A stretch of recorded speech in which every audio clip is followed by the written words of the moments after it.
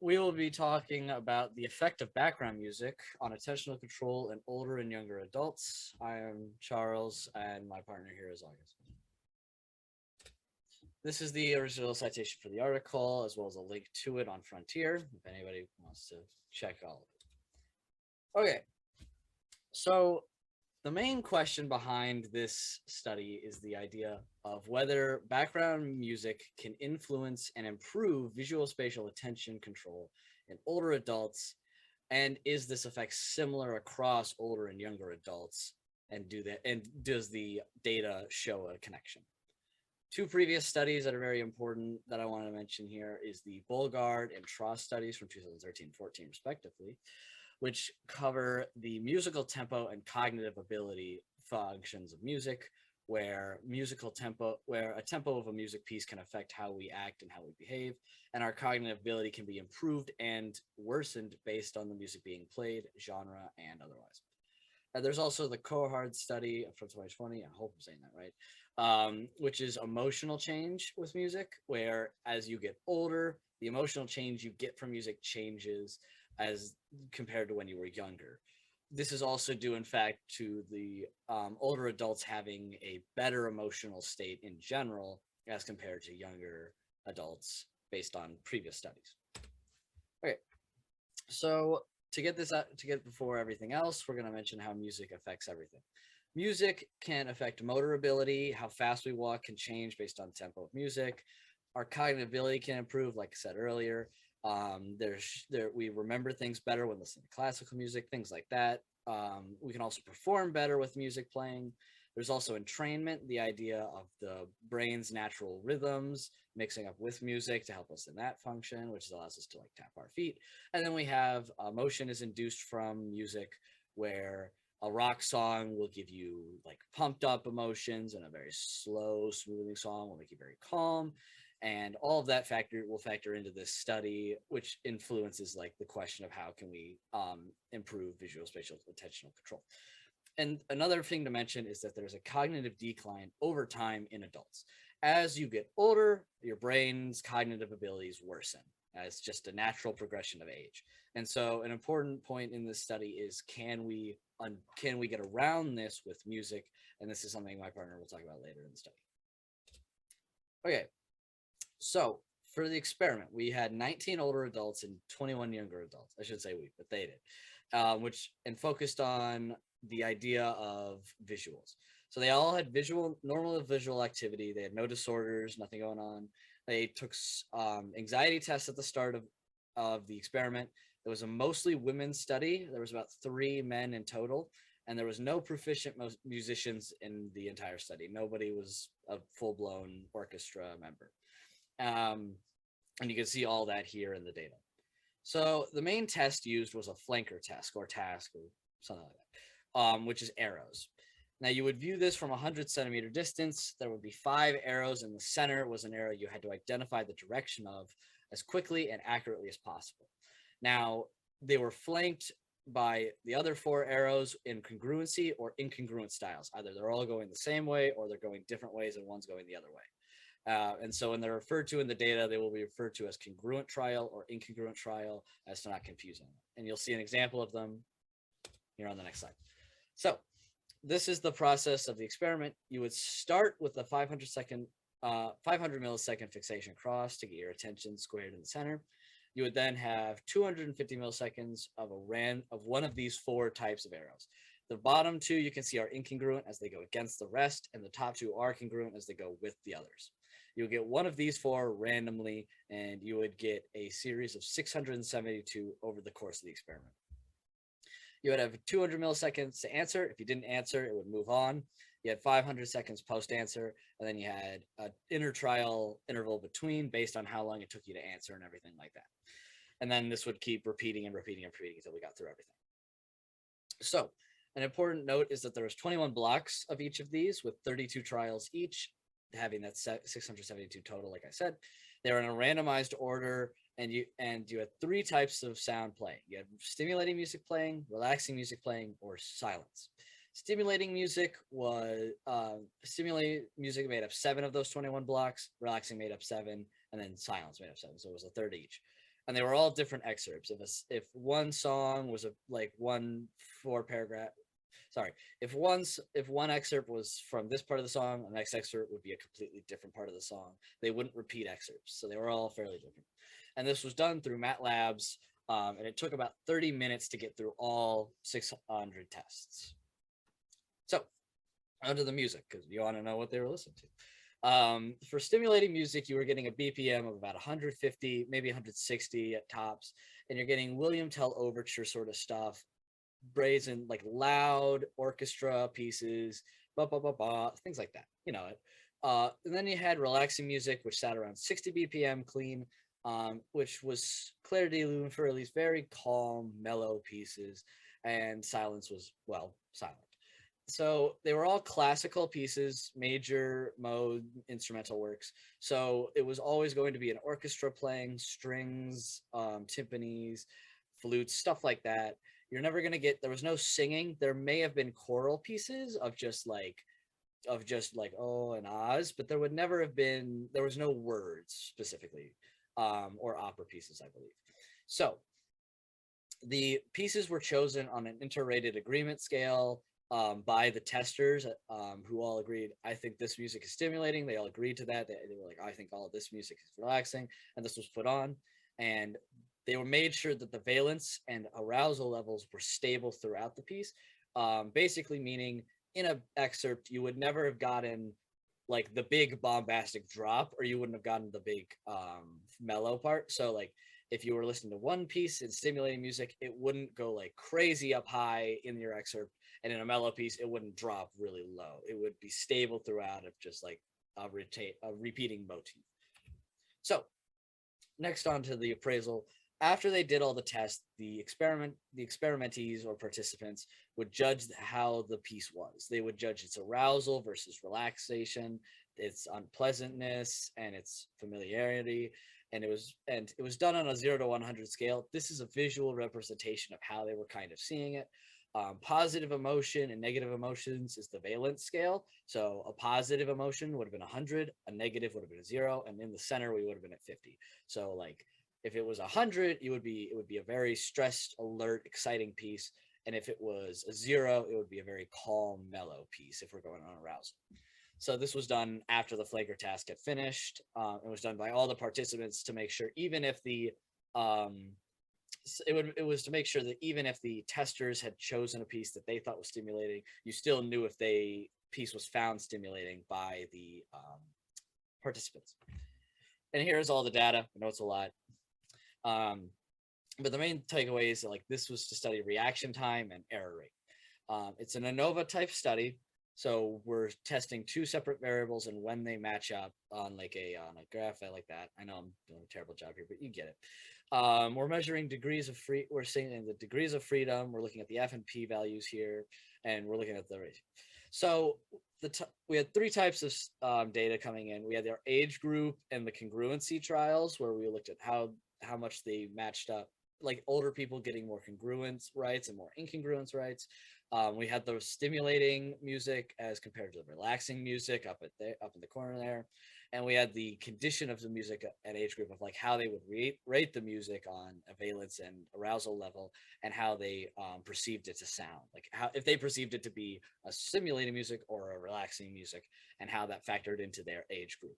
And we can also see in the left there how the older adults compared to the younger adults in the trials, in the types of trials.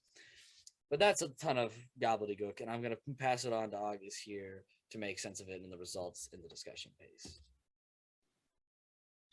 Okay, so for the result things, the first result is stimulating music was judged to be significantly more arousing than the relaxing music. And then the second result is relaxing music was considered significantly more pleasant than the stimulating music. As we can see from the image, the little circle is the stimulating music, and the rectangular is the relaxing music. And we can see the circle is all closer to the activating part, and the rectangular is all closer to the pleasant part. Next slide, please. And for the task method that we used, the result for that is the first significant and general slowing in older adults compared to young adults. We can see from the left image, the RT means reaction time, and compare older adults reaction time, which is around 560, and the young adults reaction time is around 460. And then the second result is a greater franker effect for relaxing music than for stimulating music or silence. We can see the big differences by the image on the right side. And the third one is older adults make fewer arrows overall compared to young adults. The ER is arrow rate, and we can see from the left image that the arrow rate for older adults is around 480, and the arrow rate for young adults is around 540. Next part is the discussion part, and the first thing in discussion part is arrow rates and reaction time in the Franker task.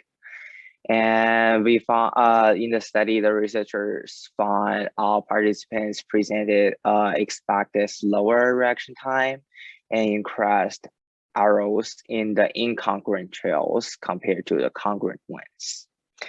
And then at the same time, older participants slower, but they have lower arrow rates, and younger participants faster, but they have higher arrow rates, as we just talked about that. And also there is a study demonstrated that the incongruent flanker impair women's performance more than men's, showing gender differences in visual spatial selective attention. The second part is the effect of background music on attention control. So in this specific study, they have an impaired attention control performance during relaxing music exposure compared to the silence and the stimulating music. But the previous study said the arousal mode theory, which means the stimuli related as pleasant and stimulating can increase the arousal level and improve the mood in listeners. So the big difference, the reason for this big difference is because of in this specific study, the stimulating music was judged to be less pleasant than the relaxing music. Well, usually the stimulating music is judged to be more pleasant. And then the second is pleasant music induced a general slowdown in reaction time, and then relaxing music lead more pleasant, which means, so first, relaxing music lead more pleasant, and pleasant music induce a general slowdown in reaction time. Next part is music stimuli evaluation. So as we just talked about the basic finding that we find in this research, the arousal level of the musical excerpts was just as expected by both age groups. Also, all musical excerpts were evaluated as pleasant, but unexpectedly, relaxing music pieces were felt to be more pleasant than stimulating music pieces. This finding is inconsistent with previous study, as we just said, demonstrating that stimulating music generated higher rating of pleasantness by listeners. And the reason for this, the first one is musical familiarity in research. So in previous research, the researchers will ask the participants to select the music type they want to listen to. And for this specific music, this specific research, the researchers choose what they want the participant to listen to. So the participants don't know any of the music they will listen to. And then based on the study, that when people don't familiar with the music, then the arousal level have no connection with the familiarity with music. And the second one is the effect of gender on musical pleasantness. They also have a research that says women like classic music more than men's. And also we are using the classic music in this study. So they have a big effect of gender. And the third one is the different ages, like different types of music. So the participant in this study is 19 older adults and 21 younger adults. So older adults is around half of the participants, and they prefer the classic music than the other kind of music. But young adults like the pop music, like hip hop, rap music. So it is also a big part to do the things, the differences. And the last part, I want to introduce the limitations for this study. First one, the researchers only use the classic music in this study, which will bring the things we just said, the different age, like the different kind of music. So we don't know if the young adults really familiar with the music, where they really like the music, saying the music is pleasant. And then the second one is hearing and vision loss can impact the cognitive performance of older adults. Even though, like Chuck said, we will determine the hearing skill and the vision skill between the experiment start, but the difference still there. So old people or younger people will have different hearing and vision abilities, which will cause the different cognitive performance. And the third one is the music conditions differ not only in arousal, but also in violence. So in this specific study, the researchers combined the arousal part and the violence part together. And they think if they separated the arousal part and the violence part, it will be more interesting and more correct. And the last part is the conclusions of this study are limited to visual spatial attention control, because the method that we use, so we can only get the result from the visual spatial attention control um, from there. And maybe they have other different effect about different attention things that may be affected by the different background music. So we need to use more method to determine that.